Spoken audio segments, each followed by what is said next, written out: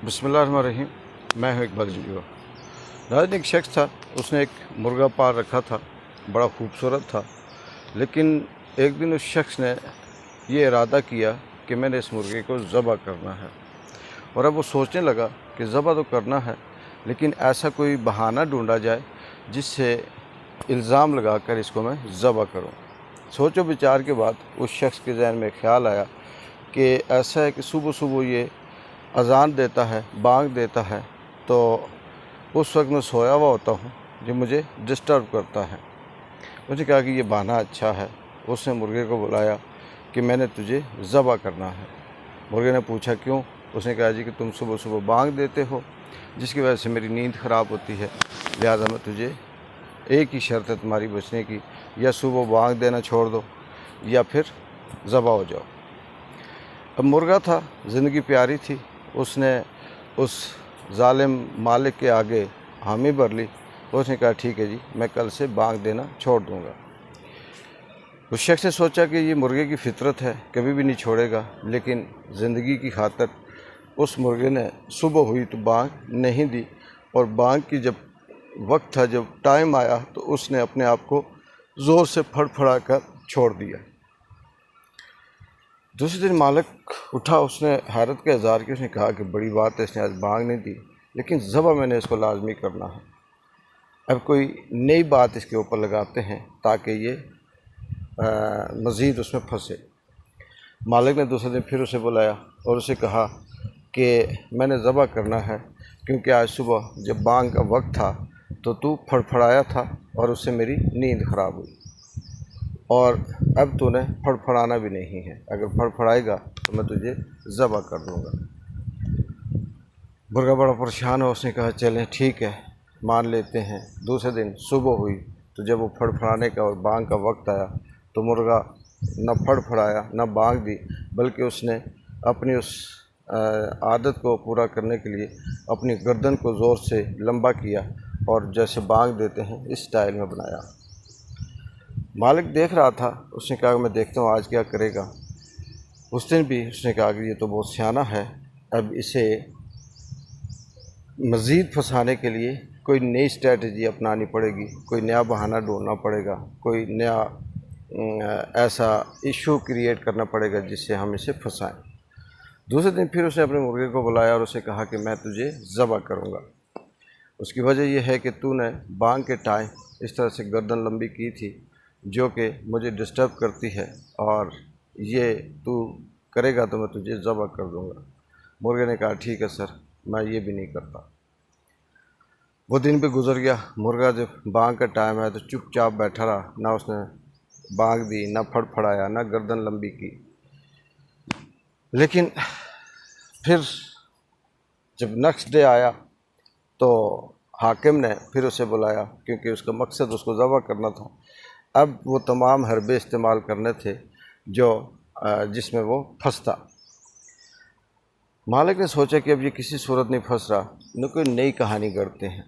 उसने मुर्गे को बुलाया और कहा कि बात सुनो, एक ही सूरत है तेरे बचने की, और वो ये है कि तुम रोज़ का एक अंडा दो। अब यहाँ पे मुर्गे के लिए ना सिर्फ चैलेंज था, बल्कि बिल्कुल जिसे कहते हैं कि उसके लिए पॉसिबल ही नहीं था। और मालिक भी बड़ा खुश था कि यही बहाना अब बनेगा, ये अंडा नहीं दे सकेगा और मैं इसको ज़बह कर दूँगा। दूसरे दिन जब वक्त आया तो मालिक ने देखा तो मुर्गा रो रहा था, ज़ारो कतार रो रहा था। मालिक ने पूछा कि क्या हुआ, बस इतनी सी बात पे रो रहा है कि अंडा दिया तूने? उसने कहा नहीं।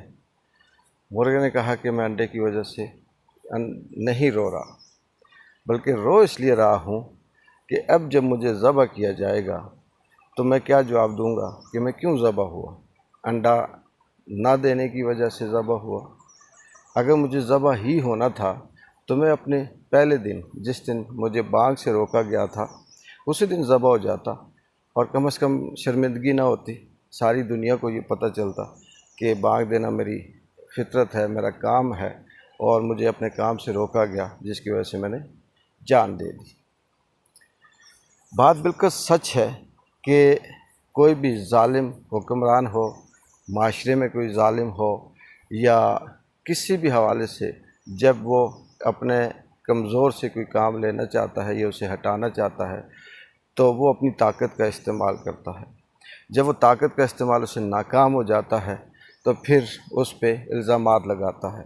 जब वो इल्ज़ामात से नाकाम हो जाता है तो फिर उसे पाबंदी लगा देता है। जब पाबंदियों से भी वो देखता है कि वो नाकाम हो गया तो फिर कुछ इस तरह से 9 मई जैसा एक ड्रामा, एक हंगामा रचाकर उसको स्क्रिप्ट बनाकर ऐसा किया जाता है कि फिर वो खुद उसमें फंस जाए। पाकिस्तान के अंदर अगर हम देखें तो इस वक्त पाकिस्तान की जो मीडिया है वो भी इस मुर्गे जैसी सूरत हाल के अंदर फंसी हुई है। 30 से 33-35 मीडिया चैनल जो 24 घंटे मुसलसल सियासी समाजी खबरें देते थे, जो अपने अपने तजिए पेश करते थे, अपने आप को बहादुर और दानिश्वर कहते थे और तारीख़ें दोहराते थे कि हमने फ़लाँ दौर में ये जुल्म सहे, फ़लाँ दौर में ये जुल्म सहे, कलम हमारी नहीं रुकी, ज़बान नहीं रुकी, हमने हक़ और सच का जो अलम था उसको बुलंद किया, हमारी आवाज़ दबाने की कोशिश की गई, नहीं दबी। लेकिन करते करते फिर वो वक्त आया कि आज मीडिया के वो तमाम दानिश्वर, वो तमाम सहाफ़ी, वो तमाम एंकर, वो तमाम मालकान जो खिदमत खल्क़ के नाम से प्रोग्रामात करते हैं, चैनल चलाते हैं, आज इस तरह से बेबस हैं कि उनके मुंह से निकलने वाले अल्फाज भी सोच समझ कर निकलते हैं। इमरान खान का नाम आ जाए तो सॉरी, तहरीक इंसाफ की कोई बात आ जाए तो सॉरी, किसी और तरह से कोई हक़ और सच की बात आ जाए तो सॉरी।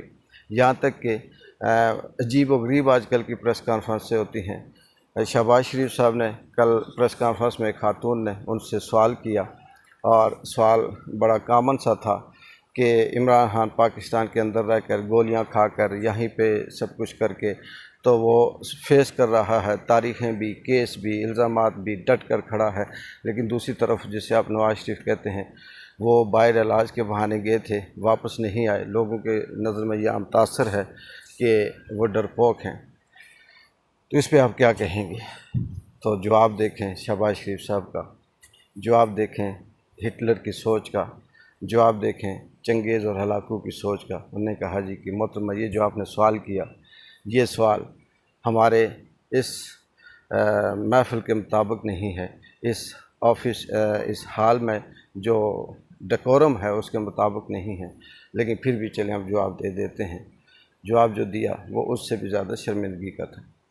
मेरा कहने का मतलब ये है कि सहाफ़त हो या मीडिया चैनल हो या जो आज़ादी राय है या बोलने की जो आज़ादी है वो यहाँ तक पहुँच चुकी है कि हर शख्स वही बोलेगा जो उसका हाकम, जो उसका मालिक उसे कहेगा।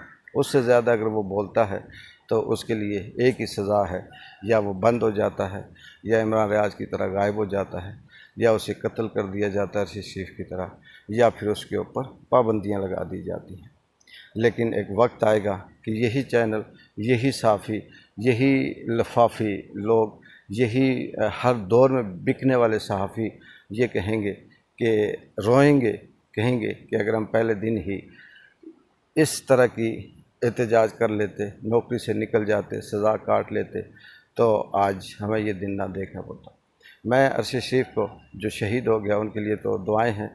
इमरान रियाज को सलाम पेश करता हूँ जो इस वक्त ना जाने किस मुश्किल में है, पता नहीं उसके ऊपर क्या क्या तशद्दुद किया जा रहा है, लेकिन वो कंप्रोमाइज़ नहीं कर रहा, वो हक़ और सच के साथ खड़ा है। आज भी अगर वो कह दे कि मैंने बोलना बंद कर देना है, आज अगर वो ये कह दे कि मैं वही बोलूँगा जो आप कहेंगे, आज अगर वो ये कह दे कि मैं कुछ अर्से के लिए ख़ामोश हो जाऊँगा, तो उसे आसानियाँ हो जाएँ। लेकिन वाकई वो डट के खड़ा है और उसने जब तारीख़ लिखी जाएगी तो ये नाम ज़रूर लिखा जाएगा कि ये वो लोग थे जो 2023 की तरक्की याफ्ता दौर में अपने आप को जमहूरियत के चैम्पियन कहने वालों के दौर में इस तरह की सज़ाएँ काट रहे थे कि ज़िंदगी और मौत की कशमकश में थे। ये सच है कि एक दफ़ा ज़ालिम के आगे जब सर झुक जाता है, कंप्रोमाइज़ हो जाता है, तो फिर वो वहाँ पे ला के खड़ा करता है जहाँ से ना इंसान आगे जा सकता है ना पीछे। उसके पास एक ही हल होता है कि वो मौत होती है। तो मौत हक और सच की राह पे अगर आ जाए तो वो मानी भी जाती है और समझी भी जाती है। और अगर कंप्रोमाइज़ करते करते ग़ुलामी के आखिरी दर्जे पे मौत आए तो वो फिर मीर जाफ़र और मीर सादिक भी होते हैं। इकबाल झंझुआ को इजाज़त है। अल्लाह हाफ़िज़।